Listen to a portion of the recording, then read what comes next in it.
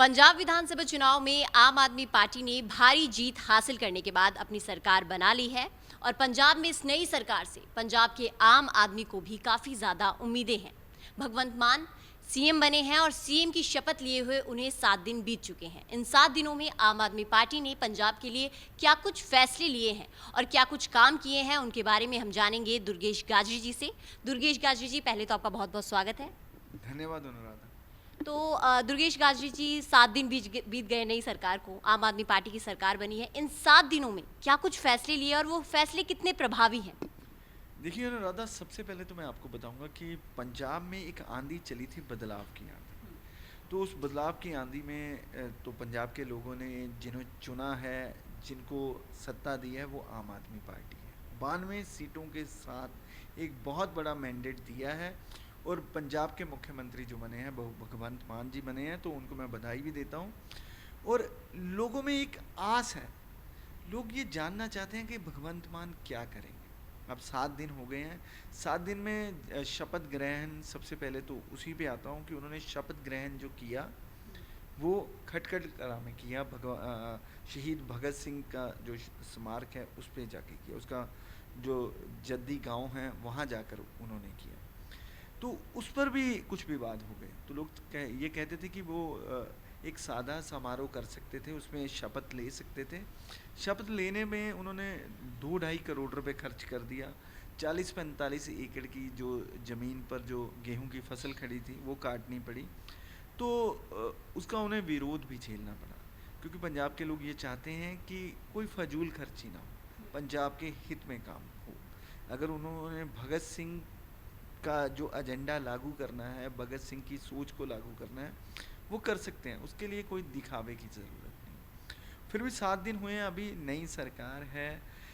Cabinet का भी अब गठन हो चुका है। पहली कैबिनेट मीटिंग में उन्होंने 25,000 जो रोज़गार देने की बात की है। और भगवंत मान पहले भी कहते थे कि अगर मेरा पेन, हरा पेन चलेगा तो लोगों की भलाई के लिए चलेगा। तो पहला कदम उन्होंने बहुत अच्छा कदम लिया है। उन्होंने कहा है कि बहुत कम समय में जो इम्प्लीमेंटेशन इसको कर दी जाए। जितनी ज़्यादा इन्होंने अच्छे फैसले लिए हैं शायद 7 दिनों में, उसके साथ ही ये विवादों में भी घिरे हैं, क्योंकि राज्यसभा अगर उम्मीदवारों के हम नाम लें तो 5 नाम घोषित किए गए, उस पर भी विपक्षी दलों ने इन्हें घेरा। तो क्यों इनको इतनी जल्दी विरोधियों का सामना करना पड़ रहा है? देखिए अनुराधा, मैं पहले भी कह चुका हूँ कि इनको बहुत बड़ा मैंडेट मिला है। जो मैंडेट मिला है वो आम आदमी पार्टी का मैंडेट नहीं था। वो पंजाब में जो पहले से काम करती पार्टियां थी, कांग्रेस पार्टी हो चाहे श्रोमणी अकाली दल हो, वो उन लोगों के खिलाफ मैंडेट था, जिसका फ़ायदा सीधे सीधे आम आदमी पार्टी को हुआ है। अब देखेंगे कि लोग एक बदलाव चाहते हैं। अगर बदलाव नहीं हुआ तो पंजाब के लोग जल्दी नाराज़ भी हो जाते हैं। पंजाब के लोग बहुत जल्द लोगों को तख्त पे बिठा देते हैं और बहुत जल्द तख्त से नीचे भी गिरा देते हैं। लेकिन दुर्गेश जी, अगर हम कहें कि जो उम्मीदवार घोषित किए उसके बाद बहुत लोगों ने कहा कि पार्टी तो आम है, लेकिन जो टिकट है वो खास को दिए गए, ऐसा क्यों? तो देखिए, भगवंत मान जी पूर्ण अथॉरिटी नहीं है, वो दिल्ली के अधीन है। ये भी बार बार बात होती है कि दिल्ली से फैसले होंगे, अब दिल्ली वालों की ही चलेगी। तो भगवंत मान तो शायद नहीं चाहते होंगे कि पंजाब से बाहरी लोगों को टिकट देना राज्यसभा की, क्योंकि वो अक्सर पंजाबियत की बात करते आए हैं। वो हमेशा कहते आए हैं कि पंजाबियों के लिए लड़ेंगे। और वो अपनी रैलियों में अक्सर ये एक गीत भी चलाते थे कि तेरे यार नू दबन नू फिरदे ने पर दबदा किथे है। पहली बार मुख्यमंत्री बनने के बाद वो दबे दबे से महसूस हुए। वो संसद में भाषण देते थे, वो नरेंद्र मोदी के आगे भी नहीं दबते थे। और पहली बार जब वो सत्ता कुर्सी पे आसीन हुए हैं तो आप उनका चेहरा भी देख सकते हैं, उनमें मायूस नज़र आ रहे हैं। वो जब राघव चड्ढा जब अपनी नॉमिनेशन फाइल कर रहे थे तो वो अपना हाथ आगे बढ़ा रहे थे, तो किसी एक शख्स ने उनको हाथ लगा के रोक दिया। तो कहीं ना कहीं आप देखेंगे कि भगवंत मान की जो पर्सनैलिटी थी, एक बेबाक पर्सनैलिटी, ना दबने वाली पर्सनैलिटी, पर जैसे ही वो मुख्यमंत्री की कुर्सी पर आसीन हुए हैं तो दबे दबे से नज़र आ रहे हैं। और जो पंजाब में आपने बात की कि बहुत ही खास लोगों को टिकट दिया है, अशोक मित्तल जी, तो शिक्षा जगत में अगर मैं बात करूं, प्राइवेट शिक्षा जगत में एक टाइकून है, संजीव अरोड़ा जी लुधियाना के इंडस्ट्रियलिस्ट हैं, प्रोफेसर साहब हैं दिल्ली के आईआईटी के, तो वो दिल्ली से हैं। राघव चड्ढा जी दिल्ली से हैं। और जो हरभजन मान है, वो अगर मैं बात करूं तो बतौर करेक्टर उनका बहुत बड़ा योगदान रहा है। तो उनको हम कह सकते हैं कि उनकी जो चुनाव हुआ है वो बहुत अच्छा चुनाव हुआ है। परंतु भगवंत मान ने ऐसा लगता है कि दिल्ली के आगे पहली बार दब गए हैं, घुटने टेक दिए हैं। लेकिन आपको लगता है कि जो मुद्दे हम सोच रहे थे कि जब आम आदमी पार्टी आएगी तो वो पंजाब की सरकार बनेगी, लेकिन दिल्ली का बहुत ज़्यादा हाथ रहेगा इस पार्टी में, सारे फैसले दिल्ली से होंगे, या फिर दिल्ली पंजाब को समझ पाएगी या नहीं? देखिए, दिल्ली कभी ना पंजाब को समझी थी ना समझेगी। दिल्ली ने अक्सर पंजाबियों के साथ, पंजाब के साथ वितकरा किया है। देखो, पंजाब इतना बड़ी स्टेट थी, बहुत छोटे छोटे हिस्सों में इसे बांट दिया। हरियाणा अलग कर दिया, हिमाचल अलग कर दिया, चंडीगढ़ अलग है, एक छोटा सा स्टेट बना के रख दिया है। अगर पंजाब के पानियों की बात करूं तो पंजाब का पहला हक तो पंजाब का है, पर अब हरियाणा और दिल्ली में बैठे अरविंद केजरीवाल जी भी पंजाब के पानी की तरफ देख रहे हैं। तो भगवंत मान जी इन मुद्दों से कैसे निपटेंगे? अगर मैं बात करूं कि दिल्ली ने पंजाब को समझना होता तो पहले अरविंद केजरीवाल जी, अगर वहाँ कभी धुआं हो जाता है नवंबर महीने में, तो वो पंजाब पर दोष मढ़ते रहते हैं, हरियाणा पर दोष मढ़ते रहते हैं। अब दिल्ली में भी उनकी सरकार है और पंजाब में उनकी सरकार है, तो पानी का मुद्दा और ये जो प्रदूषण का मुद्दा है, देखते हैं कि भगवंत मान साहब इस मुद्दे को कैसे संभालते हैं, क्योंकि आने वाले समय में कहीं ना कहीं उन्हें दिल्ली की बात माननी ही पड़ेगी अगर उन्हें कुर्सी पे टिके रहना है।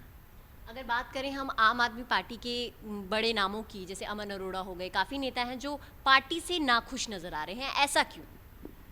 देखिए, पार्टी कभी एक बंदे से नहीं होती, पार्टी संगठन से होती है, संगठन के लिए काम करने वाले लोगों से होती है। अगर बात करेंगे, जैसे आपने अमन अरोड़ा जी का नाम दिया, प्रोफेसर बलजिंदर कौर हैं। अगर मैं बात करूं तो आईजी पद छोड़कर आने वाले कंवर विजय प्रताप जी हैं। तो इन लोगों ने पार्टी के लिए बहुत काम किए। पार्टी को पंजाब में जो पार्टी ने सत्ता प्राप्त की है, तो कहीं ना कहीं इन लोगों का बहुत बड़ा योगदान रहा है। और जैसे ही मंत्रिमंडल बना, आप देखेंगे कि मंत्रिमंडल में उन चेहरों को स्थान दिया गया जिन्हें लोग जानते ही नहीं, जिन्हें अनुभव ही नहीं है एडमिनिस्ट्रेशन का। अमन अरोड़ा अनुभवी थे। यहाँ तक लोग कयास लगा रहे थे कि अगर गृह मंत्रालय दिया जाएगा और बहबल कना जैसे जो कांड हुए थे, उन कांड का अगर इंसाफ लेना है तो कंवर विजय प्रताप को पंजाब का गृह मंत्री होना चाहिए। तो ऐसे लोगों को कहीं ना कहीं पीछे किया गया है। और ये भी एक संदेश देने की कोशिश की गई है कि जो भी मंत्रीगण होंगे वो यस मैन होंगे, उनका खुद का कोई इतना डिसीजन नहीं होगा। वो ये भी केजरीवाल जी ने जो मंत्री एमएलएस की वो बैठक ले रहे थे, उसमें उन्होंने संदेश भी दिया है कि परमानेंट नहीं है कोई मंत्री, कभी भी हटाया जा सकता है। अगर वो काम नहीं करेंगे तो उनको पद से दरकिनार किया जा सकता है। और इसी बैठक में जो मोहाली में हुई थी विधायकों की बैठक, तो उसमें कंवर विजय प्रताप उस बैठक को बीच में छोड़कर ही चले गए थे, जिससे उनकी नाराज़गी साफ नज़र आ रही है। और जब शपथ मंत्रियों के शपथ ग्रहण समारोह में अमन अरोड़ा पहुंचे हैं, तो उनका चेहरा साफ बता रहा था कि कहीं ना कहीं मायूसी उनके चेहरे से साफ झलक रही थी। तो आने वाला समय जो है वो पार्टी के लिए, पंजाब के लिए, क्योंकि पंजाब के लोगों ने जिस सोच से इनको मैंडेट दिया है, उस मैंडेट पे खरा उतरने के लिए बहुत कुछ करने की आवश्यकता है। देखना होगा कि भगवंत मान उसमें कितना सफल होते हैं। एक और बड़ा सवाल है दुर्गेश जी, अगर हम बात करें कि आम आदमी पार्टी की सरकार आने के बाद पंजाब में एक नाम बहुत ज़्यादा चर्चा में रहा है, ठीक है, शहीद भगत सिंह जी।